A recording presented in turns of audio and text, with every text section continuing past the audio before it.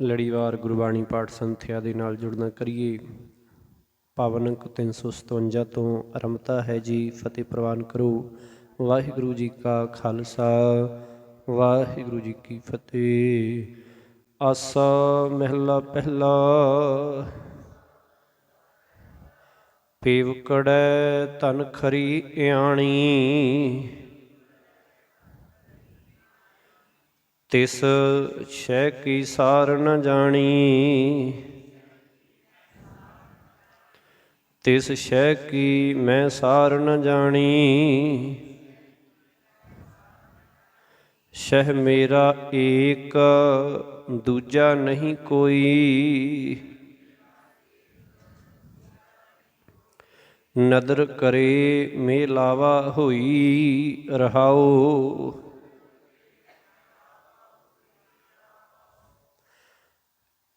ਗੁਰੂ ਨਾਨਕ ਸਾਹਿਬ ਜੀ ਦਾ ਇਹ 27 ਨੰਬਰ ਸ਼ਬਦ ਹੈ। ਪੇਵਕੜੈ ਧਨ ਖਰੀ ਇਆਣੀ। ਪੇਵਕੜੈ ਪੇਕੇ ਘਰ ਵਿੱਚ, ਜਗਤ ਵਿੱਚ, ਜਗਤ ਮੋਹ ਵਿੱਚ। ਆਖਣ ਲੱਗੇ ਜਗਤ ਦੇ ਮੋਹ ਵਿੱਚ ਫਸ ਕੇ ਜੀਵ ਇਸਤਰੀ ਬਹੁਤ ਜਿਹੜੀ ਹੈ ਉਹ ਅਣਜਾਣ ਰਹਿੰਦੀ, ਇਆਣੀ ਰਹਿੰਦੀ ਹੈ, ਮਾਇਆ ਦੇ ਵਿੱਚ ਫਸੀ ਰਹਿੰਦੀ ਹੈ। ਤਿਸ ਸ਼ੈ ਕੀ ਮੈਂ ਸਾਰ ਨਾ ਜਾਣੀ। ਆਖਣ ਲੱਗੇ ਇਸ ਮੋਹ ਵਿੱਚ ਫਸ ਕੇ ਹੀ ਮੈਂ ਉਸ ਖਸਮ ਪ੍ਰਭੂ ਦੀ ਮਿਹਰ ਦੀ ਨਜ਼ਰ ਦੀ ਕਦਰ ਨਹੀਂ ਸਮਝ ਸਕੀ, ਉਸ ਤੋਂ ਹਮੇਸ਼ਾ ਦੂਰ ਹੀ ਰਹੀ। ਜਗਤ ਦਾ ਮੋਹ ਹੈ, ਇਹ ਸਾਡਾ ਪੇਕਾ ਘਰ ਹੈ। ਇਹਦੇ ਤੋਂ ਛੁੱਟ ਕੇ ਅਸੀਂ ਸਹੁਰੇ ਘਰ ਭਾਵ ਮਾਲਕ ਦੇ ਨਾਲ ਜੁੜਨਾ, ਮਾਲਕ ਦੇ ਘਰ ਜਾਣਾ। ਇਸੇ ਕਰਕੇ ਕਹਿ ਰਿਹਾ ਖਰੀ ਇਆਣੀ। ਇਆਣੀ ਰਹੀ ਭਾਵ ਨਾ ਸਮਝ, ਅਣਜਾਣ, ਮੂਰਖ ਪਾਣੀ ਰਿਹਾ ਜਗਤ ਦੇ ਵਿੱਚ ਮੋਹ ਕਰਕੇ, ਤੇ ਮਾਲਕ ਤੋਂ ਦੂਰ ਰਹਿ ਕੇ ਹਮੇਸ਼ਾ ਹੀ ਜਿਹੜਾ ਹੈ ਉਹ ਮਾਲਕ ਦੀ ਕਦਰ ਸਮਝੀ ਨਹੀਂ, ਮਾਲਕ ਦੀ ਨਜ਼ਰ ਤੋਂ ਮੰਝ ਹੀ ਰਹੀ। ਸ਼ਹਿ ਮੇਰਾ ਏਕ ਦੂਜਾ ਨਹੀਂ ਕੋਈ। ਮੇਰਾ ਖਸਮ ਪ੍ਰਭੂ ਹਰ ਵੇਲੇ ਇੱਕ ਰਸ ਰਹਿੰਦਾ ਹੈ, ਉਸ ਵਰਗਾ ਹੋਰ ਕੋਈ ਨਹੀਂ ਹੈ। ਨਦਰ ਕਰੇ ਮਿਲਾਵਾ ਹੋਈ। ਆਖਣ ਲੱਗੇ ਉਹ ਸਦਾ ਮਿਹਰ ਦੀ ਨਜ਼ਰ ਕਰਦਾ ਹੈ, ਉਸ ਦੀ ਮਿਹਰ ਨਾਲ ਹੀ ਮੇਰਾ ਉਸ ਨਾਲ ਮਿਲਾਪ ਹੋ ਸਕਦਾ ਜੇ ਉਹ ਬਖਸ਼ਿਸ਼ ਰਹਿਮਤ ਕਰੇ। ਇੱਥੇ ਹੁਣ ਦੋ ਰੂਪ ਹੈ ਜਿਹੜੇ ਉਹ ਸ਼ਹਿ ਦੇ ਆਏ ਹੈ। ਪਹਿਲੀ ਦੂਸਰੀ ਪੰਕਤੀ ਦੇ ਵਿੱਚ ਅਰਥ ਇੱਕੋ ਹੀ ਹੈ, ਸ਼ਹਿ ਹੈ। ਫਿਰ ਉਹ ਤੀਸਰੀ ਪੰਕਤੀ ਦੇ ਵਿੱਚ ਔਂਕੜ ਨਾਲ, ਹਾਹੇ ਨੂੰ ਔਂਕੜ ਨਾਲ, ਇੱਥੇ ਬਿਨਾਂ ਔਂਕੜ ਤੋਂ ਹੈ। ਸਰਦਾਰ ਕਿਰਪਾਲ ਸਿੰਘ ਜੀ ਕੀ ਫਰਕ ਹੈ ਇੱਥੇ? ਦੂਜੀ ਪੰਕਤੀ ਵਿੱਚ ਔਂਕੜ ਕਿਉਂ ਨਹੀਂ ਆਇਆ? ਹਾਂਜੀ ਹਾਂਜੀ, ਕੀ ਆ ਗਿਆ ਨਾਲ? ਭਾਵ ਸੰਬੰਧਕ ਆ ਗਿਆ। ਜਦੋਂ ਸੰਬੰਧਕ ਨਾਲ ਆ ਜਾਂਦਾ ਸ਼ਬਦ, ਉਦੋਂ ਵੀ ਇੱਕ ਵਚਨ ਪੁਲਿੰਗ ਦੀ ਔਂਕੜ ਲੈ ਜਾਂਦੀ ਹੈ। ਇਸੇ ਤਰ੍ਹਾਂ ਇੱਥੇ ਵੀ ਜਿਹੜਾ ਹੈ ਔਂਕੜ ਸ਼ਹਿ ਦਾ ਖਤਮ ਹੋ ਗਿਆ। ਸਾਹੁਰੜੈ ਧਨ ਸਾਚ ਪਛਾਣਿਆ, ਸਹਿਜ ਸੁਭਾਏ ਆਪਣਾ ਪਿਰ ਜਾਣਿਆ। ਗੁਰ ਪ੍ਰਸਾਦੀ ਐਸੀ ਮਤ ਆਵੈ, ਤਾਂ ਕਾਮਣ ਕੰਤੈ ਮਨ ਭਾਵੈ। ਕਹਿਤ ਨਾਨਕ ਭੈ ਭਾਵ ਕਾ ਕਰੀ ਸ਼ਿੰਗਾਰ।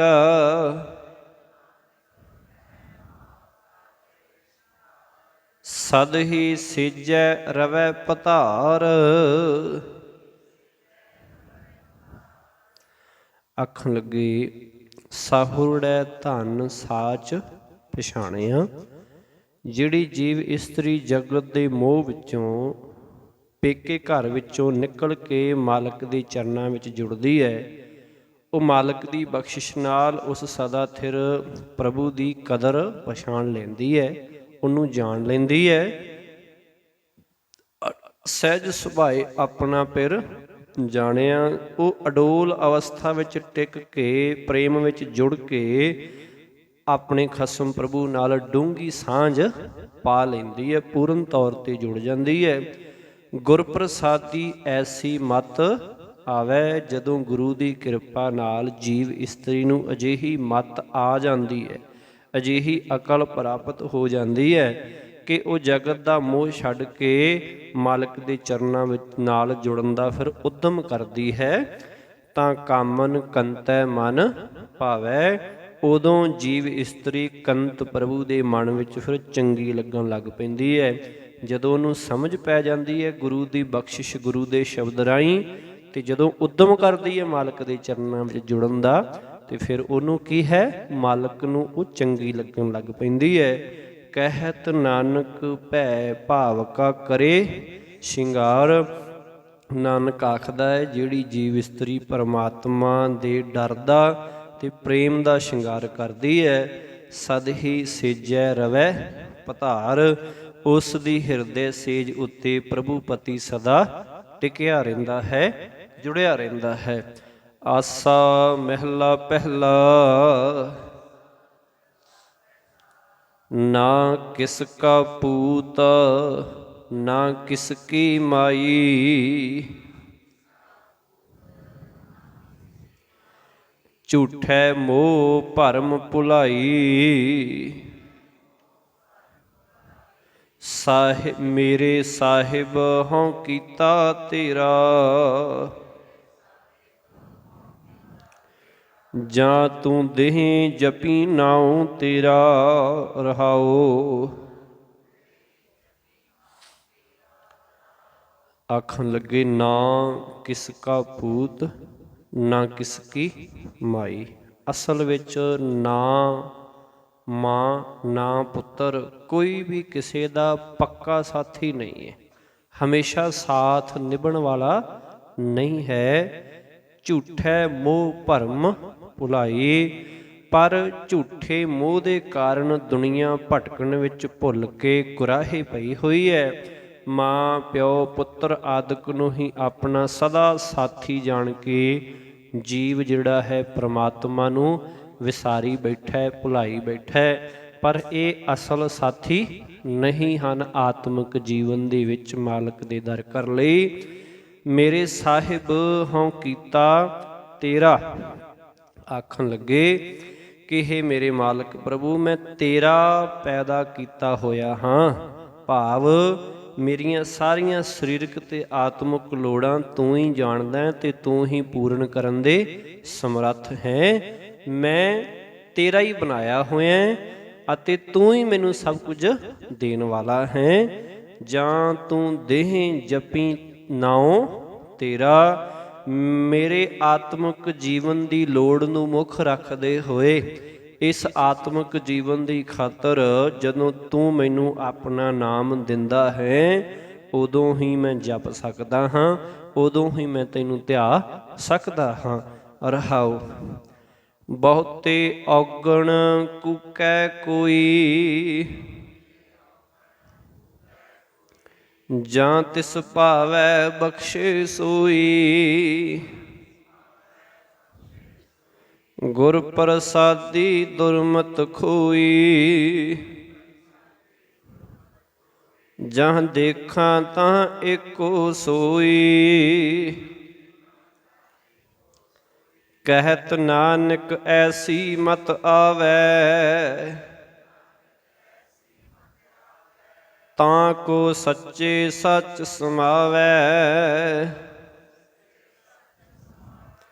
ਬਹੁਤੇ ਔਗਣ ਕੂਕੈ ਕੋਈ। ਅਨੇਕਾਂ ਹੀ ਪਾਪ ਕੀਤੇ ਹੋਏ ਹੋਣ, ਫਿਰ ਵੀ ਜੇ ਕੋਈ ਮਨੁੱਖ ਪ੍ਰਮਾਤਮਾ ਦੇ ਦਰ ਤੇ ਅਰਜ਼ੋਈ ਕਰਦਾ ਹੈ ਕਿ ਪ੍ਰਮਾਤਮਾ ਪੈਦੇ ਕੀਤੇ ਦੀ ਫਿਰ ਲਾਜ ਰੱਖਦਾ। ਜੇ ਕੋਈ ਆਪਣੇ ਕੀਤੇ ਔਗਣਾਂ ਦਾ, ਮਾੜੇ ਕਰਮਾਂ ਦਾ ਭੁੱਲ ਕੇ ਮਾਲਕ ਦੇ ਦਰ ਤੇ ਪਛਤਾਵਾ ਕਰੇ, ਮਾਲਕ ਦੇ ਦਰ ਤੇ ਅਰਜ਼ ਕਰੇ, ਕੂਕੇ ਕਿ ਮੈਥੋਂ ਅਣਜਾਣਪੁਣੇ ਵਿੱਚ ਭੁੱਲ ਹੋ ਗਈ ਹੈ, ਮੈਨੂੰ ਬਖਸ਼ ਲਓ। ਜਾਂ ਤਿਸ ਭਾਵੈ ਬਖਸ਼ੇ ਸੋਈ। ਜਦੋਂ ਉਸ ਨੂੰ ਫਿਰ ਇਹ ਉਹਦੀ ਕੂਕ, ਇਹ ਉਹਦੀ ਪੁਕਾਰ ਪਸੰਦ ਆ ਜਾਂਦੀ, ਉਹਨੂੰ ਭਾ ਜਾਂਦੀ ਹੈ, ਤਾਂ ਫਿਰ ਉਹ ਬਖਸ਼ਿਸ਼ ਕਰਦਾ ਹੈ ਤੇ ਉਸ ਦੇ ਆਤਮਿਕ ਜੀਵਨ ਵਾਸਤੇ ਉਸ ਨੂੰ ਆਪਣੇ ਨਾਮ ਦੀ ਦਾਤ ਦਿੰਦਾ ਹੈ। ਗੁਰ ਪ੍ਰਸਾਦੀ ਦੁਰਮਤ ਹੋਈ, ਗੁਰੂ ਦੀ ਕਿਰਪਾ ਨਾਲ ਸਾਡੀ ਖੋਟੀ ਮੱਤ, ਸਾਡੀ ਮਾੜੀ ਮੱਤ ਉਹ ਨਾਸ਼ ਹੁੰਦੀ ਹੈ। ਜਹਾਂ ਦੇਖਾਂ ਤਾਂ ਏਕੋ ਸੋਏ, ਹੁਣ ਮੈਂ ਜਿੱਧਰ ਵੇਖਦਾ ਉਸੇ ਪਾਸੇ ਸਭ ਜੀਵਾਂ ਨੂੰ ਪੈਦਾ ਕਰਨ ਵਾਲਾ ਅਕਾਲ ਪੁਰਖ ਪਰਮੇਸ਼ਰ ਹੀ ਮੈਨੂੰ ਵਿਆਪਕ ਜਿਹੜਾ ਮੈਂ ਦੇਖਦਾ ਹਾਂ ਮੈਨੂੰ ਉਹੀ ਦਿਸਦਾ ਹੈ। ਕਹੋ ਨਾਨਕ ਐਸੀ ਮਤ ਆਵੈ, ਨਾਨਕ ਆਖਦਾ ਹੈ ਕਿ ਜਦੋਂ ਪ੍ਰਭੂ ਪਤੀ ਆਪਣੀ ਮਿਹਰ ਦੇ ਨਾਲ ਗੁਰੂ ਦੇ ਰਾਹੀਂ ਜੀਵ ਨੂੰ ਅਜਿਹੀ ਅਕਲ ਦਿੰਦਾ ਹੈ, ਜਦੋਂ ਜੀਵ ਨੂੰ ਅਜਿਹੀ ਅਕਲ ਆ ਜਾਵੇ ਤਾਂ ਕੋ ਸੱਚੇ ਸੱਚ ਸਮਾਵੈ, ਕਿ ਹਰ ਪਾਸੇ ਮਾਲਕ ਹੀ ਉਸ ਨੂੰ ਦਿਸੇ, ਤਾਂ ਜੀਵ ਸਦਾ ਉਸ ਸਦਾ ਥਿਰ ਪ੍ਰਭੂ ਦੀ ਯਾਦ ਵਿੱਚ ਫਿਰ ਸਮਾਇਆ ਰਹਿੰਦਾ ਹੈ, ਜੁੜਿਆ ਰਹਿੰਦਾ ਹੈ। ਹੁਣ ਇੱਥੇ ਇੱਕ ਹੁੰਦਾ ਹੈ ਅਣਜਾਣਪੁਣੇ ਵਿੱਚ ਭੁੱਲਾਂ ਕਰ ਲੈਣਾ, ਇੱਕ ਹੁੰਦਾ ਹੈ ਜਾਣਦਿਆਂ ਹੋਇਆਂ ਗਲਤੀਆਂ ਕਰਨਾ। ਉਹਨਾਂ ਦੋਵਾਂ ਦੇ ਵਿੱਚ ਬਹੁਤ ਫਰਕ ਹੁੰਦਾ ਹੈ। ਇੱਕ ਉਹ ਭੁੱਲ ਹੁੰਦੀ ਹੈ ਜਿਹੜੀ ਅਣਜਾਣਪੁਣੇ ਵਿੱਚ, ਉਹ ਬਖਸ਼ਣਯੋਗ ਹੈ, ਮਾਲਕ ਦੇ ਦਰ 'ਤੇ ਉਹ ਬਖਸ਼ੀ ਜਾਂਦੀ ਹੈ। ਪਰ ਜਾਣਦਿਆਂ ਹੋਇਆਂ ਗਲਤੀ ਕਰਨੀ, ਕਿ ਜਾਣਦੇ ਹਾਂ ਗਲਤ ਕੰਮ ਹੈ ਫਿਰ ਵੀ ਕਰਨਾ, ਮਾਲਕ ਦੇ ਦਰ 'ਤੇ ਉਹ ਵੀ ਬੜਾ ਔਖਾ ਬਖਸ਼ਿਆ ਜਾਂਦਾ। ਪਰ ਇਹ ਨਹੀਂ ਕਿ ਬਖਸ਼ਿਆ ਨਹੀਂ ਜਾਂਦਾ, ਬਖਸ਼ਿਆ ਜ਼ਰੂਰ ਜਾਂਦਾ ਹੈ, ਪਰ ਜਾਣਦੇ ਹੋਏ ਕਿ ਇਹ ਗਲਤ ਹੈ, ਰੱਬ ਦੀ ਰਜ਼ਾ ਭਾਣੇ ਤੋਂ, ਗੁਰੂ ਦੇ ਸ਼ਬਦ ਤੋਂ, ਗੁਰੂ ਦੀ ਦਿੱਤੀ ਸਿੱਖਿਆ ਨੂੰ ਜਾਣਦਿਆਂ ਹੋਇਆਂ ਕੋਈ ਕਰਮ ਗਲਤ ਕਰਨਾ, ਉਹ ਬਹੁਤ ਵੱਡਾ ਗੁਨਾਹ ਹੁੰਦਾ ਹੈ, ਉਹ ਬਖਸ਼ਿਸ਼ ਦੇ ਕਾਬਲ ਨਹੀਂ ਹੁੰਦਾ। ਕਿ ਪਤਾ ਵੀ ਹੈ ਗੁਰੂ ਕੀ ਆਖਦਾ, ਪਤਾ ਵੀ ਮਾਲਕ ਦੀ ਰਜ਼ਾ ਕੀ, ਫਿਰ ਵੀ ਮਨੁੱਖ ਗਲਤ ਕੰਮ ਕਰੇ, ਉਹ ਛੇਤੀ ਬਖਸ਼ਿਆ ਨਹੀਂ ਜਾਂਦਾ। ਇੱਕ ਉਹ ਹੁੰਦਾ ਹੈ ਕਿ ਪਤਾ ਹੀ ਨਹੀਂ ਸੀ ਕਿ ਇਹ ਗਲਤ ਹੈ ਕਿ ਸਹੀ ਹੈ, ਉਹ ਭੁੱਲ ਬਖਸ਼ਣਯੋਗ ਹੁੰਦੀ ਹੈ, ਉਹਦਾ ਪਛਤਾਵਾ ਕੀਤਾ ਜਾ ਸਕਦਾ ਹੈ। ਜਿਹੜੀਆਂ ਹੁਣ ਜਾਣ ਕੇ ਕੀਤੀਆਂ ਹੁਣ ਉਹ ਬਹੁਤ ਦੁਖਦਾਈ ਹੁੰਦੀਆਂ। ਇਸ ਕਰਕੇ ਰਹਿਮਤ ਕਰਨ ਕਿ ਅਸੀਂ ਉਸ ਮਾਲਕ ਦੇ ਭਾਣੇ ਨੂੰ ਸਦਾ ਜਿਹੜਾ ਹੈ ਉਹ ਮੰਨੀਏ, ਉਹਦੀ ਭੈ ਭਾਵਨੀ ਦੇ ਵਿੱਚ ਜੀਵਨ ਜਿਹੜਾ ਉਹ ਬਤੀਤ ਕਰੀਏ। ਆਸਾ ਮਹਿਲਾ ਪਹਿਲਾ ਦੁਪਦੇ, ਤਿਤ ਸਰਵਰੜੈ ਪਹਿਲੇ ਨਿਵਾਸਾ, ਪਾਨੀ ਪਾਵਕ ਤਿਨਹਿ ਕੀਆ।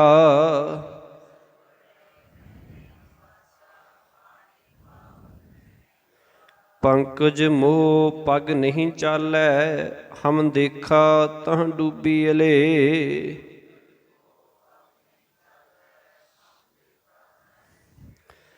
ਸਤਿਗੁਰੂ ਜੀ ਆਖ ਰਹੇ ਨੇ ਇੱਥੇ ਸਾਡੀ ਜੀਵਾਂ ਦੀ ਉਸ ਭਿਆਨਕ ਸਰੋਵਰ ਵਿੱਚ ਨਿਵਾਸਤਾ ਹੈ, ਉੱਥੇ ਸਾਡੀ ਵਸੋਂ ਹੈ, ਉਸ ਖਤਰਨਾਕ ਬੜੇ ਭਿਆਨਕ ਸਰੋਵਰ ਦੇ ਵਿੱਚ।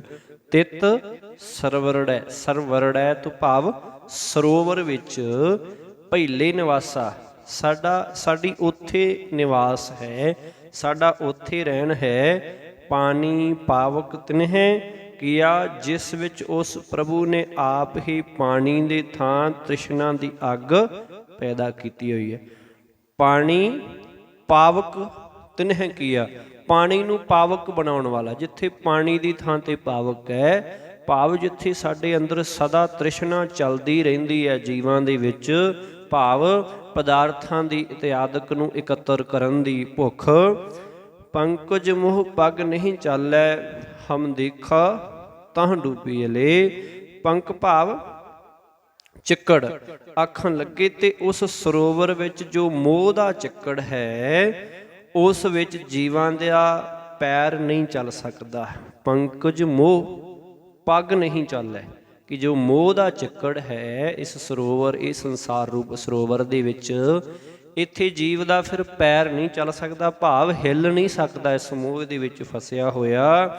ਭਾਵ ਇੰਨੇ ਫਸੇ ਹੈ ਕਿ ਹਮ ਦੇਖਾ ਤਹ ਡੂਬੀ ਅਲੇ, ਸਾਡੇ ਸਾਹਮਣੇ ਹੀ ਕਈ ਜੀਵ ਮੋਹ ਦੇ ਚਿੱਕੜ ਵਿੱਚ ਫਸ ਕੇ ਤ੍ਰਿਸ਼ਨਾ ਦੀ ਅੱਗ ਦੇ ਅਸਗਾਹ ਜਲ ਵਿੱਚ ਡੁੱਬਦੇ ਜਾ ਰਹੇ ਆ। ਭਾਵ ਕਿ ਮੋਹ ਦੇ ਕਰਕੇ ਹੀ ਬਹੁਤ ਸਾਰੇ ਜੀਵ ਆ ਜਿਹੜੇ ਉਹ ਆਪਣਾ ਜੀਵਨ, ਆਪਣੀ ਸਵਾਸ, ਆਪਣੀ ਉਮਰ ਵਿਅਰਥ ਹੀ ਗਵਾਈ ਜਾ ਰਹੇ, ਉਹਨੂੰ ਨਜਾਇਜ਼ ਹੀ ਗਵਾਈ ਜਾ ਰਹੇ। ਕਈ ਵਾਰ ਸੱਚਾਈ ਦਾ ਪਤਾ ਹੁੰਦਾ ਹੈ ਪਰ ਉੱਥੇ ਮੋਹ ਇੰਨਾ ਹੁੰਦਾ ਦੁਨਿਆਵੀ, ਜਿਹਦੇ ਕਰਕੇ ਕਈ ਕਰਮ ਮਨੁੱਖ ਸਹੀ ਤੋਂ ਵੀ ਉਹਦੀ ਥਾਂ ਤੇ ਉਹਨੂੰ ਦੂਜਾ ਫੈਸਲਾ ਲੈਣਾ ਪੈਂਦਾ, ਕਿਉਂਕਿ ਮੋਹ ਕਰਕੇ, ਮੋਹ ਹੈ ਨਾ, ਇਸ ਕਰਕੇ। ਮਨ ਏਕ ਨ ਚੇਤਸ ਮੂੜ ਮਨਾ, ਹਰ ਬਿਸਰਤ ਤੇਰੇ ਗੁਣ ਗਲਿਆ ਰਹਾਉ। ਇਸ ਸ਼ਬਦ ਦੇ ਅੰਦਰ ਰਹਾਉ ਦੇ ਬੰਦ ਵਿੱਚ ਮਨ ਨੂੰ 2 ਵਾਰ ਸੰਬੋਧਨ ਕਰ ਰਹੇ ਸਤਿਗੁਰੂ ਜੀ। ਪਹਿਲਾਂ ਆਖਦੇ ਹੈ ਮਨ, ਫਿਰ ਕਹਿੰਦੇ ਹੈ ਹੇ ਮੂਰਖ ਮਨ। ਪਹਿਲਾਂ ਮਨ ਹੀ ਕਹਿੰਦੇ ਹੈ, ਫਿਰ ਕਹਿੰਦੇ ਨਹੀਂ ਮੂਰਖ ਮਨ ਹੈ ਕਿ ਹੇ ਮੂਰਖ ਮਨ, ਏਕ ਨਾ ਚੇਤਸ, ਤੂੰ ਇੱਕ ਪ੍ਰਭੂ ਨੂੰ ਚੇਤੇ ਕਿਉਂ ਨਹੀਂ ਕਰਦਾ, ਇੱਕ ਮਾਲਕ ਨੂੰ ਯਾਦ ਕਿਉਂ ਨਹੀਂ ਕਰਦਾ, ਕਿਉਂ ਭੁਲਾਈ ਬੈਠਾ ਹੈ। ਪਹਿਲਾਂ ਮਨ ਕਹਿੰਦੇ ਹੈ, ਫਿਰ ਜਦੋਂ ਦੇਖਦੇ ਕਿ ਇਹ ਤੇ ਬਹੁਤਾ ਹੀ ਜ਼ਿਆਦਾ ਥੱਲੇ ਲੱਗਾ ਹੈ, ਜਮਾਂ ਹੀ ਭੁਲਾਈ ਬੈਠਾ ਰੱਬ ਨੂੰ, ਫਿਰ ਕਹਿੰਦੇ ਆ ਮੂਰਖ ਮਨਾ, ਮਾਲਕ ਨੂੰ ਚੇਤੇ ਕਿਉਂ ਨਹੀਂ ਕਰਦਾ, ਜਿਹਦੇ ਕਰਕੇ ਤੇਰੀ ਹੋਂਦ ਹੈ। ਹਰ ਬਿਸਰਤ ਤੇਰੇ ਗੁਣ ਗਲਿਆ, ਗਲਿਆ ਭਾਵ ਸੜ ਜਾਣੇ, ਨਾਸ਼ ਹੋ ਜਾਣੇ, ਖਰਾਬ ਹੋ ਜਾਣੇ। ਆਖਣ ਲੱਗੇ ਤੂੰ ਜਿਉਂ-ਜਿਉਂ ਮਾਲਕ ਨੂੰ ਵਿਸਾਰਦਾ ਹੈ, ਹਰ ਬਿਸਰਤ, ਜਿਵੇਂ ਜਿਵੇਂ ਉਹਨੂੰ ਭੁਲਾ ਰਿਹਾ ਹੈ, ਉਹਨੂੰ ਵਿਸਾਰ ਰਿਹਾ ਹੈ, ਵਿਸਾਰਦਾ ਹੈ, ਤੇਰੇ ਗੁਣ ਗਲਿਆ, ਤੇਰੇ ਅੰਦਰੋਂ ਗੁਣ ਘਟਦੇ ਜਾ ਰਹੇ ਹੈ, ਉਹ ਮੁੱਕਦੇ ਜਾ ਰਹੇ ਹੈ, ਤੇਰਾ ਸਮਾਂ ਵੀ ਘਟਦਾ ਜਾ ਰਿਹਾ, ਤੇਰੇ ਅੰਦਰੋਂ ਗੁਣ ਵੀ ਮੁੱਕਦੇ ਜਾ ਰਹੇ ਹਨ। ਰਹਾਉ ਨਾ ਹਉ ਜਤੀ ਸਤੀ ਨਹੀਂ ਪੜਿਆ, ਮੂਰਖ ਮੁਗਧਾ ਜਨਮ ਭਇਆ।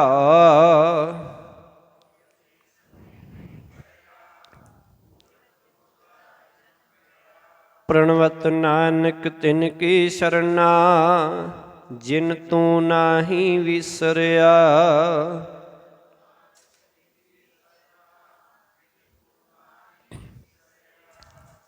ਵਿਸਰਿਆ, ਵਿਸਰਿਆ ਨਹੀਂ, ਵਿਸਰਿਆ ਬਿਆਰੀ ਹੈ। ਨਾ ਹਉ ਜਤੀ ਸਤੀ ਨਹੀਂ ਪੜਿਆ, ਮੂਰਖ ਮੁਗਧਾ ਜਨਮ ਭਇਆ। ਜਤੀ ਜਤ ਰੱਖਣ ਵਾਲਾ, ਸਤੀ ਸਤ ਵਾਲਾ, ਉੱਚੇ ਆਚਰਣ ਵਾਲਾ। ਆਖਣ ਲੱਗੇ ਹੇ ਪ੍ਰਭੂ, ਨਾ ਮੈਂ ਜਤੀ ਹਾਂ, ਨਾ ਮੈਂ ਸਤੀ ਹਾਂ, ਨਾ ਹੀ ਮੈਂ ਪੜ੍ਹਿਆ ਹਾਂ, ਭਾਵ ਮੈਂ ਕੁਝ ਵੀ ਨਹੀਂ ਕੀਤਾ। ਮੂਰਖ ਮੁਗਧਾ ਜਨਮ ਭਇਆ, ਮੇਰਾ ਜੀਵਨ ਤਾਂ ਮੂਰਖਾਂ ਬੇਸਮਝਾਂ ਵਾਲਾ ਬਣਿਆ ਹੋਇਆ, ਭਾਵ ਜਤ ਸਤ ਤੇ ਵਿਦਿਆ ਇਸ ਤ੍ਰਿਸ਼ਨਾ ਦੀ ਅੱਗ ਤੇ ਮੋਹ ਦੇ ਚਿੱਕੜ ਵਿੱਚੋਂ ਡਿੱਗਣ ਤੋਂ ਮੈਨੂੰ ਬਚਾ ਨਹੀਂ ਸਕਦੇ। ਕਿਉਂਕਿ ਪੁਰਾਣੇ ਸਮੇਂ ਦੇ ਵਿੱਚ, ਜਦੋਂ ਗੁਰੂ ਨਾਨਕ ਸਾਹਿਬ ਜੀ ਦੇ ਸਮੇਂ ਤੋਂ ਪਹਿਲਾਂ ਦੀ ਵੀ ਗੱਲ ਕਰੀਏ, ਤੇ ਜਤ ਸਤ ਤਪ ਇਤਿਆਦਿਕ ਪੜ੍ਹਨ ਕਰਨ ਵਾਲੇ ਉਹ ਸਾਰੇ ਬਹੁਤ ਸੀ, ਪਰ ਸਾਰੇ ਫਿਰ ਵੀ ਮੋਹ ਦੇ ਚੱਕੜ ਵਿੱਚ, ਵਿਕਾਰਾਂ ਦੇ ਚੱਕੜ ਵਿੱਚ ਡਿੱਗੇ ਹੋਏ ਸੀ। ਇਸ ਕਰਕੇ ਆਖ ਰਹੇ ਕਿ ਮੈਂ ਤੇ ਇਹ ਵੀ ਕੁਝ ਨਹੀਂ ਕੀਤਾ, ਪਰ ਇਹ ਕੀਤਾ ਵੀ ਹੁੰਦਾ ਤੇ ਤਾਂ ਵੀ ਮੈਨੂੰ ਬਚਾ ਨਹੀਂ ਸਕਦੀ ਸੀ ਮੋਹ ਵਿੱਚ ਡਿੱਗਣ ਤੋਂ, ਵਿਕਾਰਾਂ ਵਿੱਚ ਡਿੱਗਣ ਤੋਂ ਬਚਾ ਨਹੀਂ ਸਕਦੇ ਸੀ।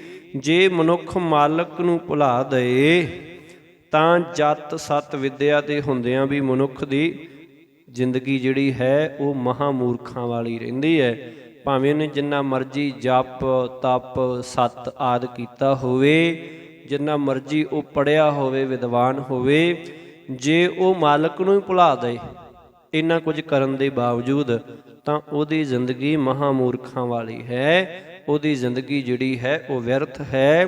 ਪ੍ਰਣਵਤ ਨਾਨਕ ਤਿਨ ਕੀ ਸ਼ਰਨਾ, ਜਿਨ ਤੂੰ ਨਾਹੀਂ ਵਿਸਰਿਆ। ਸੋ ਨਾਨਕ ਬੇਨਤੀ ਕਰਦਾ ਹੈ, ਪ੍ਰਣਵਤ ਕਰਦਾ ਹੈ ਕਿ ਹੇ ਪ੍ਰਭੂ, ਮੈਨੂੰ ਉਹਨਾਂ ਗੁਰਮੁਖਾਂ ਦੀ ਸ਼ਰਨ ਵਿੱਚ ਰੱਖ, ਉਹਨਾਂ ਦੀ ਸੰਗਤ ਵਿੱਚ ਰੱਖ ਜਿਨ੍ਹਾਂ ਨੂੰ ਤੂੰ ਨਹੀਂ ਭੁੱਲਿਆ, ਭਾਵ ਜਿਹੜੇ ਤੇਰੀ ਯਾਦ ਵਿੱਚ ਸਦਾ ਹੀ ਜੁੜੇ ਰਹਿੰਦੇ ਨੇ, ਜਿਹੜੇ ਤੇਰੀ ਯਾਦ ਨੂੰ ਸਦਾ ਆਪਣੇ ਹਿਰਦੇ ਵਿੱਚ ਯਾਦ ਰੱਖਦੇ ਨੇ। ਮੈਨੂੰ ਉਹਨਾਂ ਦੀ ਸੰਗਤ, ਉਹਨਾਂ ਦੀ ਜਿਹੜੀ ਹੈ ਉਹ ਸ਼ਰਨ ਦੇ ਵਿੱਚ ਰੱਖਣਾ ਕਰ। ਆਸਾ ਮਹਿਲਾ ਪਹਿਲਾ। ਛੇ ਘਰ ਛੇ ਗੁਰ ਛੇ ਉਪਦੇਸ਼,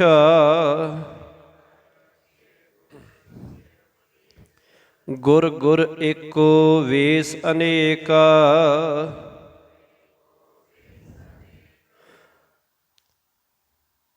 ਜੈ ਘਰ ਕਰਤੇ ਕੀਰਤ ਹੋਏ, ਸੋ ਘਰ ਰਾਖ ਵਡਾਈ ਤੋਹੇ ਰਹਾਉ।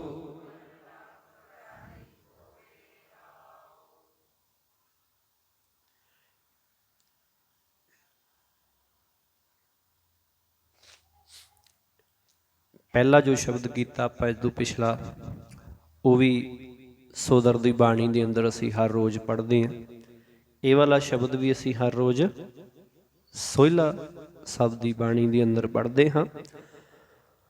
ਹੁਣ ਸਤਿਗੁਰੂ ਪਾਤਸ਼ਾਹ ਜੀ ਸਮਝਾ ਰਹੇ ਨੇ, ਛੇ ਘਰ, ਛੇ ਗੁਰ, ਛੇ ਉਪਦੇਸ਼। ਛੇ ਘਰ ਭਾਵ, ਹਾਂਜੀ ਛੇ ਘਰ ਕਿਹੜੇ ਆਪਾਂ ਕਰਕੇ ਆਏ ਹਾਂ ਪਿੱਛੇ? ਛੇ ਸ਼ਾਸਤਰ, ਛੇ ਗੁਰ, ਹਾਂਜੀ ਛੇ ਹੀ ਉਹਨਾਂ ਨੂੰ ਬਣਾਉਣ ਵਾਲੇ, ਲਿਖਣ ਵਾਲੇ। ਛੇ ਉਪਦੇਸ਼, ਤੇ ਉਹਨਾਂ ਦੇ ਛੇਆਂ ਦੇ ਜਿਹੜੇ ਵੱਖਰੇ ਵੱਖਰੇ ਸਿਧਾਂਤ ਹੈ। ਕਿਉਂਕਿ ਦੇਖਦੇ ਹਾਂ ਛੇ ਸ਼ਾਸਤਰ ਜਿਹੜੇ ਉਹ ਸਾਂਖ, ਨਿਆਏ, ਵੈਸ਼ਨਿਕ, ਮੀਮਾਂਸਾ, ਯੋਗ ਅਤੇ ਵਿਦਾਂਤ, ਇਹ ਛੇ ਸ਼ਾਸਤਰ ਨੇ। ਇਹਨਾਂ ਨੂੰ ਛੇ ਵੱਖਰੇ ਵੱਖਰੇ ਵਿਦਵਾਨ ਲਿਖਣ ਵਾਲੇ, ਰਿਸ਼ੀ ਜਿਹੜੇ ਲਿਖਣ ਵਾਲੇ ਹੈ। ਅਤੇ ਜਿਵੇਂ ਕਲਪ, ਗੌਤਮ, ਕਨਾਦ, ਜੈਮਨੀ, ਪਤੰਜਲੀ ਅਤੇ ਵਿਆਸ, ਇਹਨਾਂ ਸਾਰਿਆਂ ਨੇ ਇੱਕ ਇੱਕ ਸ਼ਾਸਤਰ ਜਿਹੜਾ ਇੱਕ ਇੱਕ ਜਣੇ ਨੇ ਲਿਖਿਆ। ਇਹਨਾਂ ਦੇ ਸਾਰਿਆਂ ਦੇ ਇਸੇ ਤਰ੍ਹਾਂ ਛੇ ਹੀ ਉਪਦੇਸ਼ ਹੈ। ਗੁਰ ਗੁਰ ਏਕੋ ਵੇਸ ਅਨੇਕ। ਹੁਣ ਆਖਣ ਲੱਗੇ ਪਰ ਇਹਨਾਂ ਸਾਰਿਆਂ ਦਾ ਮੂਲ ਗੁਰੂ ਪਰਮਾਤਮਾ ਇੱਕ ਹੈ। ਇਹ ਸਾਰੇ ਸਿਧਾਂਤ ਉਸ ਇੱਕ ਪ੍ਰਭੂ ਦੇ ਹੀ ਅਨੇਕਾਂ ਵੇਸ ਹਨ। ਮਾਲਕ ਦੀ ਹਸਤੀ ਦੇ ਪ੍ਰਕਾਸ਼ ਦੇ ਕਈ ਰੂਪ ਹਨ। ਆਖਣ ਲੱਗੇ ਕਿ ਵੇਖਣ ਨੂੰ ਇਹ ਸਾਰੇ ਵੱਖਰੇ ਵੱਖਰੇ ਲੱਗਦੇ ਹੈ, ਪਰ ਅਸਲ ਦੇ ਵਿੱਚ ਇਹ ਸਾਰੇ ਉਸ ਮਾਲਕ ਦਾ ਹੀ ਜਿਹੜਾ ਹੈ, ਉਹ ਮੂਲ ਗੁਰੂ ਇੱਕ ਹੀ ਹੈ, ਉਹਦਾ ਹੀ ਜਿਹੜਾ ਹੈ, ਉਹਦੇ ਹੀ ਅਨੇਕਾਂ ਇਹ ਵੇਸ ਨੇ। ਜੈ ਘਰ ਕਰਤੇ ਕੀਰਤ ਹੋਏ, ਜਿਸ ਸਤ ਸੰਗਤ ਘਰ ਵਿੱਚ ਅਕਾਲ ਪੁਰਖ ਦੀ ਕੀਰਤੀ ਹੁੰਦੀ ਹੈ, ਸਿਫਤ ਸਲਾਹ ਹੁੰਦੀ ਹੈ, ਸੋ ਘਰ ਰਾਖ ਵਡਾਈ ਤੋਹੇ। ਆਖਣ ਲੱਗੇ, ਹੇ ਭਾਈ ਤੂੰ ਉਸ ਘਰ ਨੂੰ ਸਾਂਭ ਰੱਖ, ਉਸ ਸਤ ਸੰਗ ਦਾ ਆਸਰਾ ਲੈ, ਇਸੇ ਵਿੱਚ ਤੈਨੂੰ ਵਡਿਆਈ, ਆਦਰ, ਸਤਿਕਾਰ ਮਿਲੇਗਾ। ਰਹਾਉ। ਵਿਸਵੇ ਚਸੀਆਂ ਘੜੀਆਂ ਪਹਿਰਾਂ, ਥਿੱਤੀ ਵਾਰੀ ਮਹ ਭਇਆ।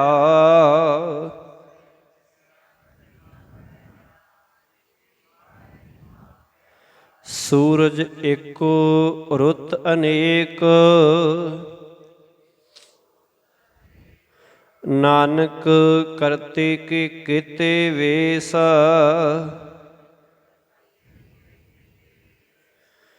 ਹੁਣ ਸਤਿਗੁਰੂ ਪਾਤਸ਼ਾਹ ਜੀ ਇੱਥੇ ਸਮਝਾ ਰਹੇ ਨੇ, ਵਿਸੋਏ ਚਸੀਆਂ ਘੜੀਆਂ ਪਹਿਰਾਂ, ਥਿੱਤੀ ਵਾਰੀ ਮਹ ਪਿਆ। ਨਾਸਕੀ ਉਚਾਰਨ ਹੈ।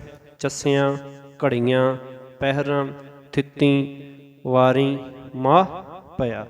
ਆਖਣ ਲੱਗੇ ਨੇ ਜਿਵੇਂ ਵਿਸੇ, ਚਸੇ, ਘੜੀਆਂ, ਪਹਿਰ, ਥਿੱਤਾਂ, ਵਾਰ, ਮਹੀਨਾ। ਮਹੀਨਾ ਇੱਕ ਵਚਨ ਹੈ, ਠੀਕ ਹੈ, ਔਂਕੜ ਲੱਗਿਆ। ਮਹੀਨਾ ਆਦਿਕ, ਸੂਰਜ ਏਕੋ ਰੁੱਤ ਅਨੇਕ, ਤੇ ਹੋਰ ਅਨੇਕਾਂ ਰੁੱਤਾਂ ਹਨ, ਪਰ ਸੂਰਜ ਇੱਕੋ ਹੀ ਹੈ, ਜਿਸ ਦੇ ਇਹ ਸਾਰੇ ਵੱਖ ਵੱਖ ਸਰੂਪ ਨੇ। ਕਿ ਸੂਰਜ ਇੱਕੋ ਹੀ ਹੈ, ਪਰ ਆਹ ਥਿੱਤਾਂ, ਘੜੀਆਂ, ਚਸੇ, ਵਿਸੇ, ਇਹ ਸਾਰੇ ਜਿਹੜੇ ਨੇ ਇਹ ਉਹਦੇ ਹੀ ਸਰੂਪ ਹਨ। ਨਾਨਕ ਕਰਤੇ ਕੇ ਕੀਤੇ ਵੇਸ, ਤਿਵੇਂ ਇਹ ਨਾਨਕ ਕਰਤਾਰ, ਇਹ ਸਾਰੇ ਜੀ ਜੰਤ ਜਿਹੜੇ ਨੇ ਅਨੇਕਾਂ ਸਰੂਪ ਹਨ, ਇਹ ਸਾਰੇ ਮਾਲਕ ਦਾ ਹੀ ਰੂਪ ਨੇ। ਮਾਲਕ ਅਕਾਲ ਪੁਰਖ ਹੀ ਇਹਨਾਂ ਦੇ ਵਿੱਚ ਵਸਦਾ ਹੈ। ਇਹ ਆਪਾਂ ਵਿਚਾਰ ਜਿਹੜੀ ਕਰ ਲਈ ਸੀ, ਵਿਸਾ ਕੀ ਹੁੰਦਾ ਹੈ, ਚਸਾ ਕੀ ਹੁੰਦਾ ਹੈ, ਪਲ ਕੀ ਹੁੰਦਾ ਹੈ, ਠੀਕ ਹੈ ਜੀ, ਕਿ ਦੁਬਾਰਾ ਆਪਾਂ ਕਰਨੀ? ਠੀਕ ਹੈ ਜੀ, ਹਾਂਜੀ ਹਾਂਜੀ। ਇਹ ਜਿਹੜਾ ਕਹਿਣ ਦਾ ਭਾਵ ਕਿ ਪਿਛਲੇ ਪਾਸੋਂ ਸ਼ੁਰੂ ਹੋਣਾ ਮਾਹ ਤੋਂ, ਜਾਂ ਅਗਲੇ ਪਾਸੋਂ ਵਿਸਾ ਸਭ ਤੋਂ ਛੋਟਾ ਹੈ ਅਤੇ ਜਿਹੜਾ ਮਹੀਨਾ ਹੈ ਉਹ ਸਭ ਤੋਂ ਵੱਡੀ ਗਿਣਤੀ ਹੈ। ਵਿਸੇ ਹੈ ਜਿਹੜੇ ਉਹ ਅੱਖ ਦੇ ਜਿਹੜੇ 15 ਫੋਰ ਦਾ ਇੱਕ ਵਿਸ਼ਾ ਬਣਦਾ ਹੈ। 15 ਵਾਰ ਝਮਕਿਆ ਜਾਏ ਇੰਨਾ ਸਮਾਂ ਲੱਗਦਾ ਅੱਖ ਨੂੰ ਝਮਕਣ ਦਿੰਦੇ, ਇਹਦੇ ਵਿੱਚ ਇੱਕ ਵਿਸਾ ਬਣਦਾ ਹੈ। ਫਿਰ 15 ਵਿਸ਼ਿਆਂ ਦਾ ਇੱਕ ਚਸਾ ਬਣਦਾ ਹੈ ਕਿ ਜਦੋਂ 15 ਚਸੇ ਵਿਸ਼ੇ ਇਕੱਠੇ ਹੁੰਦੇ ਹੈ ਫਿਰ ਇੱਕ ਵਿਸਾ ਹੈ, ਤੇ 30 ਚਸਿਆਂ ਦਾ ਇੱਕ ਪਲ ਬਣਦਾ ਹੈ, ਤੇ 30 ਪਲਾਂ ਦੀ ਇੱਕ ਘੜੀ ਅਤੇ ਲਗਭਗ 7.5 ਘੜੀਆਂ ਇੱਕ ਪਹਿਰ ਅਤੇ 8 ਪਹਿਰਾਂ ਦੀ ਇੱਕ ਦਿਨ ਅਤੇ ਰਾਤ ਹੁੰਦੀ ਹੈ। ਤੇ 15 ਥਿੱਤਾਂ 7 ਵਾਰ 12 ਮਹੀਨੇ 6 ਰੁੱਤਾਂ, ਇਹ ਸਾਰੇ ਹੋ ਗਏ। ਥਿੱਤਾਂ 15 ਹੁੰਦੀਆਂ ਨਾ, 15 ਦੂਜੀਆਂ 15 ਦੂਜੀਆਂ, ਫਿਰ 7 ਵਾਰ ਆ ਜਾਂਦੇ ਹੈ ਅਤੇ 12 ਮਹੀਨੇ, ਤੇ 12 ਮਹੀਨਿਆਂ ਤੋਂ ਬਾਅਦ 6 ਰੁੱਤਾਂ ਆਉਂਦੀਆਂ। ਇਹ ਸਾਰੀ ਜਿਹੜੀ ਗਿਣਤੀ ਕੀਤੀ ਹੋਈ ਹੈ ਕਿ ਇਹ ਵੇਖਣ ਨੂੰ ਸਾਰੇ ਵੱਖਰੇ ਵੱਖਰੇ ਲੱਗਦੇ, ਪਰ ਸੂਰਜ ਇੱਕੋ ਹੀ ਹੈ, ਉਹ ਇੱਕੋ ਹੀ ਚੜ੍ਹਦਾ। ਇਸੇ ਤਰ੍ਹਾਂ ਇਹ ਵੀ ਸਾਰੇ ਜੀ ਜੰਤ ਨੇ, ਇਹ ਤੇਰਾ ਹੀ ਰੂਪ ਹੈ, ਭਾਵੇਂ ਕੋਈ ਵੱਡੇ ਹੈ ਭਾਵੇਂ ਕੋਈ ਛੋਟੇ ਹਨ। ਇੱਕ ਓੰਕਾਰ ਸਤਿ ਗੁਰ ਪ੍ਰਸਾਦ।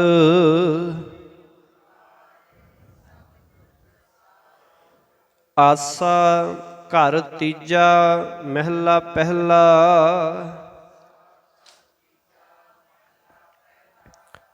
ਹੁਣ ਇੱਥੇ ਜਿਹੜੀ ਗਿਣਤੀ ਹੈ ਘਰ ਤੀਜੇ ਦੀ ਸ਼ੁਰੂ ਹੋ ਰਹੀ ਹੈ।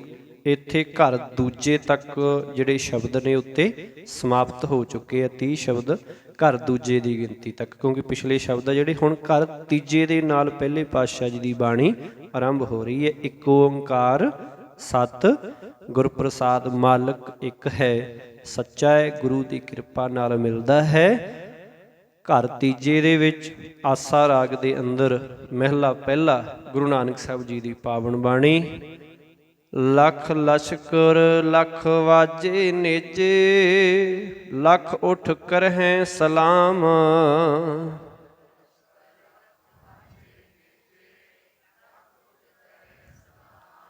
ਲੱਖਾਂ ਉੱਪਰ ਫਰਮਾਇਸ਼ ਤੇਰੀ, ਲੱਖ ਉਠ ਰਾਖੈ ਮਾਨ।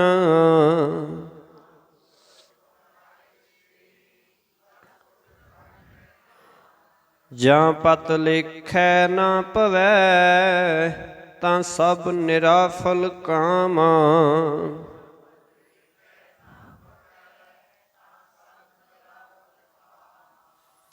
ਸਤਿਗੁਰੂ ਜੀ ਆਖਣ ਲੱਗੇ ਲੱਖ ਲਸ਼ਕਰ, ਲਸ਼ਕਰ ਭਾਵ ਫੌਜਾਂ।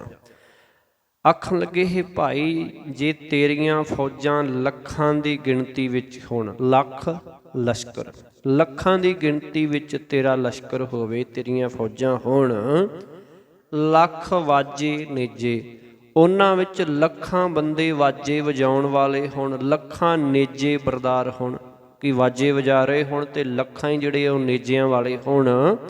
ਲੱਖ ਉੱਠ ਕਰਹਿ ਸਲਾਮ, ਲੱਖਾਂ ਹੀ ਆਦਮੀ ਉੱਠ ਕੇ ਤੈਨੂੰ ਸਲਾਮ ਕਰਦੇ ਹੋਣ, ਤੈਨੂੰ ਝੁਕਦੇ ਹੋਣ, ਤੈਨੂੰ ਨਮਸਕਾਰ ਕਰਦੇ ਹੋਣ।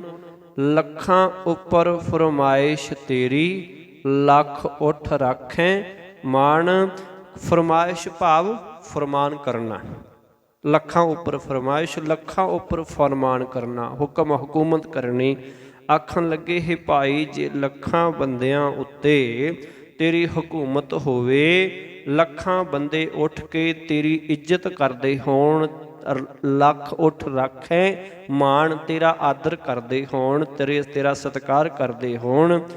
ਜਾਂ ਪਤ ਲੇਖੈ ਨਾ ਪਵੈ, ਤਾਂ ਸਭ ਨਿਰਾਫਲ ਕਾਮ। ਆਖਣ ਲੱਗੇ ਪਤ ਭਾਵ ਦੁਨੀਆ ਵਿੱਚ ਮਿਲਦੀ ਜਿਹੜੀ ਇੱਜ਼ਤ ਹੈ। ਆਖਣ ਲੱਗੇ ਤਾਂ ਹੋਇਆ ਕੀ ਹੋਇਆ?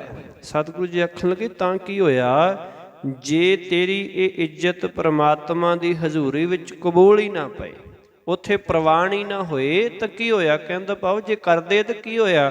ਜੇ ਮਾਲਕ ਦੇ ਦਰ ਤੇ ਇਹ ਕਬੂਲ ਹੀ ਨਾ ਹੋਵੇ ਤਾਂ ਤੇਰੇ ਇੱਥੇ ਜਗਤ ਵਿੱਚ ਕੀਤੇ ਸਾਰੇ ਹੀ ਕੰਮ ਜਿਹੜੇ ਨੇ ਉਹ ਨਿਰਾਫਲ ਨੇ, ਉਹ ਕਿਸੇ ਅਰਥ ਨਹੀਂ, ਉਹ ਸਾਰੇ ਵਿਅਰਥ ਹੀ ਹਨ। ਹਰ ਕੇ ਨਾਮ ਬਿਨਾ ਜਗ ਧੰਦਾ, ਜੇ ਬਹੁਤਾ ਸਮਝਾਈਐ ਭੋਲਾ ਪੀਸੋ ਅੰਧੋ ਅੰਧਾ।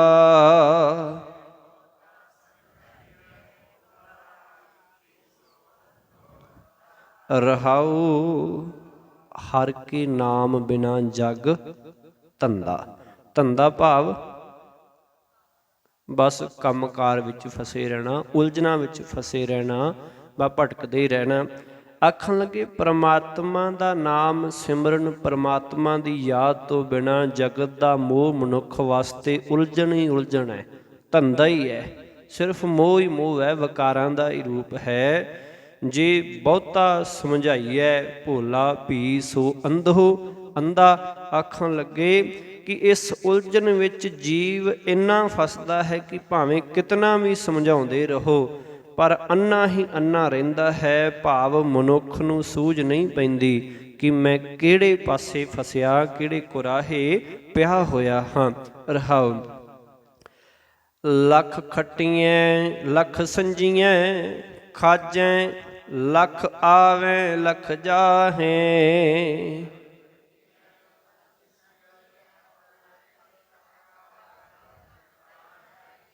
ਜਾਂ ਪਤ ਲਿਖੈ ਨਾ ਪਵੈ, ਤਾਂ ਜੀ ਕਿੱਥੈ ਫਿਰ ਪਾਹੇ।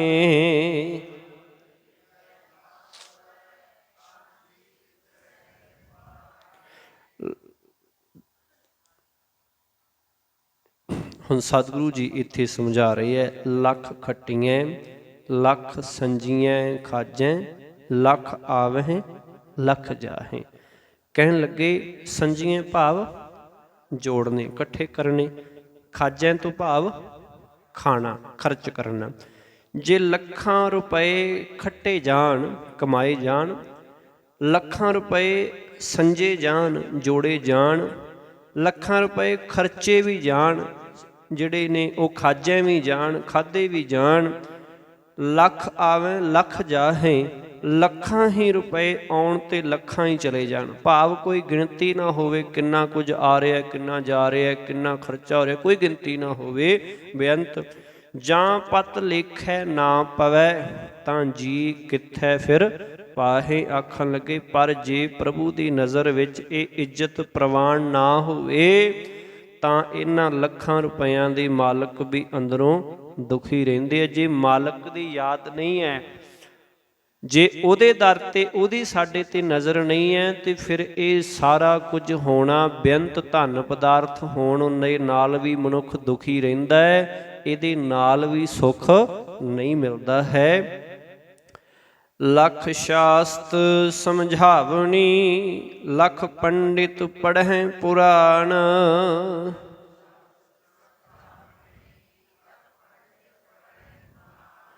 ਜਾਂ ਪਤ ਲੇਖੈ ਨਾ ਪਵੈ, ਤਾਂ ਸਭੇ ਕੁਪਰਵਾਣ।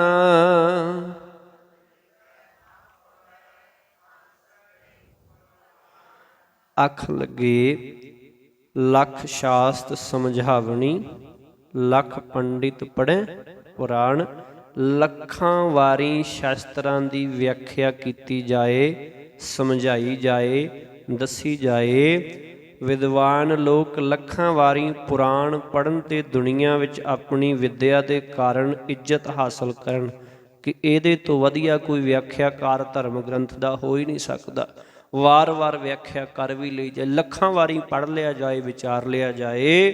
ਜਾਂ ਪਤ ਲੇਖੈ ਨਾ ਪਵੈ, ਕਿ ਇਹ ਸਮਝ ਲੈਣਾ ਕਿ ਇਹਦੇ ਵਰਗਾ ਤੇ ਹੈ ਹੀ ਕੋਈ ਨਹੀਂ, ਜਾਂ ਮੇਰੇ ਵਰਗੀ ਵਿਆਖਿਆ ਜਿਹੜੀ ਮੈਂ ਕਰਦਾ ਧਰਮ ਗ੍ਰੰਥ ਦੀ, ਉਹਦੇ ਵਰਗਾ ਵਿਦਵਾਨ ਕੋਈ ਹੈ ਹੀ ਨਹੀਂ।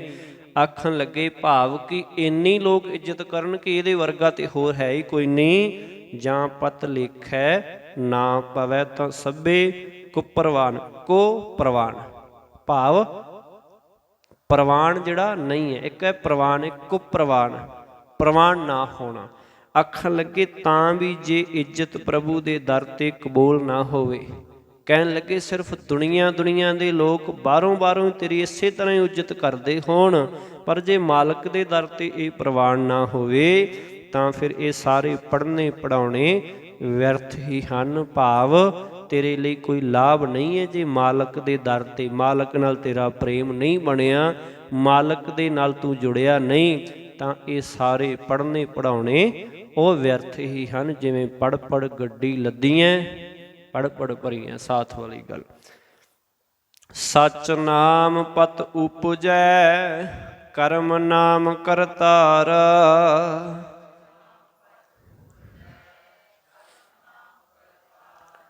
ਅਹਨਿਸ ਹਿਰਦੈ ਜੇ ਵਸੈ, ਨਾਨਕ ਨਦਰੀ ਪਾਰ।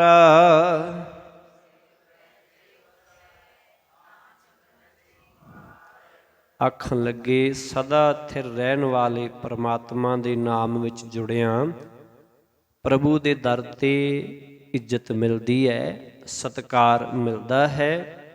ਤੇ ਕਰਤਾਰ ਇਹ ਨਾਮ, ਕਰਤਾਰ ਦਾ ਇਹ ਨਾਮ ਪਦਾਰਥ ਮਿਲਦਾ ਹੈ, ਇਹ ਉਸ ਦੀ ਆਪਣੀ ਬਖਸ਼ਿਸ਼ ਨਾਲ ਹੀ ਮਿਲਦਾ ਹੈ। ਸੱਚ ਨਾਮ ਪਤ ਉਪਜੈ, ਸੱਚੇ ਨਾਮ ਦੀ ਰਾਹੀਂ ਹੀ ਪਤ ਉਪਜਦੀ ਹੈ, ਭਾਵ ਇੱਜ਼ਤ ਮਿਲਦੀ ਹੈ।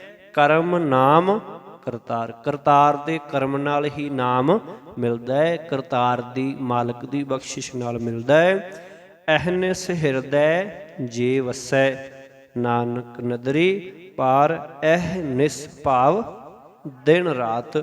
ਹੇ ਨਾਨਕ, ਜੇ ਪ੍ਰਮਾਤਮਾ ਦਾ ਨਾਮ ਹਿਰਦੇ ਵਿੱਚ ਦਿਨ ਰਾਤ ਵਸਦਾ ਰਹੇ ਤਾਂ ਪ੍ਰਮਾਤਮਾ ਦੀ ਮਿਹਰ ਨਾਲ ਮਨੁੱਖ ਸੰਸਾਰ ਸਮੁੰਦਰ ਦਾ ਪਾਰਲਾ ਬੰਨਾ ਲੱਭ ਲੈਂਦਾ, ਭਾਵ ਵਿਕਾਰਾਂ ਭਰੇ ਸਮੁੰਦਰ, ਸੰਸਾਰ ਸਮੁੰਦਰ ਤੋਂ ਉੱਪਰ ਉੱਠ ਜਾਂਦਾ ਹੈ, ਜਿਹੜਾ ਇਹਦੇ ਤੋਂ ਨਿਰਲੇਪ ਹੋ ਜਾਂਦਾ ਹੈ। ਰਹਿਮਤ ਕਰਨ ਸਤਿਗੁਰੂ ਪਾਤਸ਼ਾਹ ਜੀ। ਇੱਥੋਂ ਤੱਕ 31 ਸ਼ਬਦਾਂ ਦੀ ਜਿਹੜੀ ਗੁਰਬਾਣੀ ਪਾਠ ਸੰਥਿਆ ਵਿਚਾਰ ਸੰਪੂਰਨ ਹੋਈ ਹੈ। ਅਗਲੀਆਂ ਵਿਚਾਰਾਂ ਅਗਲੇ ਦੀਵਾਨਾਂ ਵਿੱਚ ਸਾਂਝੀਆਂ ਕਰਾਂਗੇ ਜੀ। ਫਤਿਹ ਪ੍ਰਵਾਨ ਕਰੋ। ਵਾਹਿਗੁਰੂ ਜੀ ਕਾ ਖਾਲਸਾ, ਵਾਹਿਗੁਰੂ ਜੀ ਕੀ ਫਤਿਹ।